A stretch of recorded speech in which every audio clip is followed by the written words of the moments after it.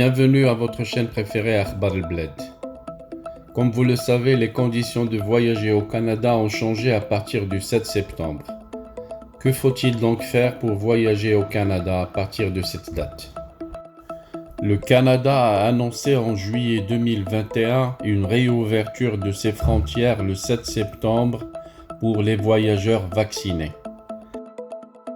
Le gouvernement canadien a annoncé une réouverture des frontières du Canada le 7 septembre pour les voyageurs vaccinés ayant reçu leurs 2 doses. Après plus d'un an à ne pas pouvoir voyager ou presque, les envies de partir ailleurs sont nombreuses parmi les destinations prises des touristes. Le Canada, il faut dire que le pays offre des paysages grandioses avec ses parcs nationaux, les Rocheuses canadiennes, sans oublier ses grandes villes comme Toronto ou Vancouver. Bonne nouvelle pour les touristes désireux de redécouvrir le Canada. Le pays a prévu de rouvrir ses frontières le 7 septembre 2021, a annoncé le gouvernement depuis le lundi 19 juillet. Pour pouvoir se rendre sur le territoire canadien à partir du mois de septembre, les voyageurs devront avoir reçu 2 doses d'un vaccin autorisé par Santé Canada, Johnson & Johnson, AstraZeneca, Moderna, Pfizer, BioNTech, au moins 14 jours avant leur entrée dans le pays et ne présenter aucun symptôme de coronavirus.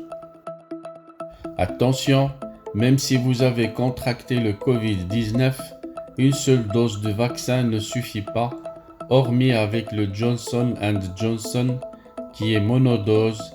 Vous devrez avoir eu vos 2 injections, peu importe que vous ayez eu le Covid ou non. Les Français qui respectent ces règles n'auront pas à se placer en quarantaine à leur arrivée outre-Atlantique. Depuis le 9 août, le Canada a ouvert ses frontières aux résidents permanents des États-Unis vaccinés sans motif impérieux, a également expliqué le ministre canadien de la Santé, Patty Hajdu, lors d'un point de presse. Des annonces susceptibles d'évoluer en fonction de l'évolution du taux d'incidence du virus peuvent être faites à n'importe quel moment. De son côté, le gouvernement canadien a également fixé certaines conditions pour l'entrée sur son territoire. Ainsi sont autorisés à venir au Canada les résidents permanents, les citoyens canadiens, les personnes protégées et les personnes inscrites en vertu de la loi sur les Indiens du Canada, les résidents temporaires, travailleurs temporaires et étudiants, dans certains cas limitatifs, les membres de famille immédiate ou élargie d'un citoyen canadien, d'une personne inscrite en vertu de la loi sur les Indiens du Canada ou d'un résident permanent du Canada, mais ils devront rester plus de 15 jours dans le pays. Enfin, certains visiteurs étrangers peuvent bénéficier d'une autorisation exceptionnelle. Les règles pour rentrer au Canada sont pour le moins dissuasives. Voici toutes les étapes à respecter. Avant votre départ, toute personne de 5 ans ou plus devra présenter un test PCR négatif effectué dans les 72 heures avant le départ pour le Canada. Avant votre voyage, vous devez également réserver un séjour de 3 nuits dans un hôtel autorisé par le gouvernement canadien. Celui-ci doit obligatoirement se trouver dans la première ville où vous arrivez, c'est-à-dire celle de l'aéroport international. Là, vous devrez y rester confiné en attendant le résultat du test de dépistage subi à votre arrivée. Le coût du test et de l'hôtel est estimé à environ 1 290 €. Toujours avant votre départ, vous devrez utiliser le site internet ArriveCan pour fournir vos coordonnées et vos renseignements de voyage et présenter votre plan de quarantaine car oui, il y a une quarantaine obligatoire de 14 jours. Ces informations et votre reçu ArriveCan vous seront notamment demandés avant votre embarquement. Une fois arrivé au Canada, vous devrez prouver que vous avez bien un plan de quarantaine ainsi qu'une adresse de destination autorisée par le gouvernement.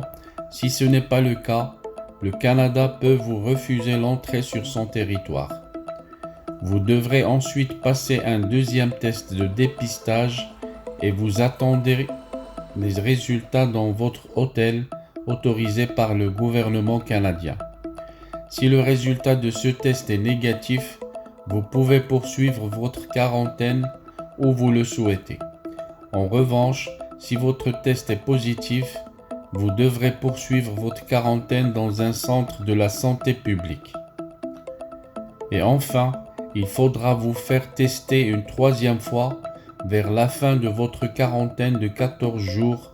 Vous ne serez autorisé à sortir que si le résultat est négatif. À noter que vous devrez présenter votre passe sanitaire pour pouvoir accéder à certains lieux non essentiels tels que les bars, les restaurants, les festivals, les cinémas, les salles de spectacle ou encore certains parcs de loisirs. À noter que les voyageurs en transit sont dispensés de toutes ces mesures s'ils restent dans l'aéroport. Voilà donc, c'est pas évident. Trop de conditions avant de partir au Canada et trop de conditions une fois arrivé. Vous êtes avertis. Prenez vos dispositions pour ne pas être choqué par l'annulation de votre séjour au Canada. Bonne chance, bon voyage et bon rétablissement pour ceux qui ont attrapé le Covid.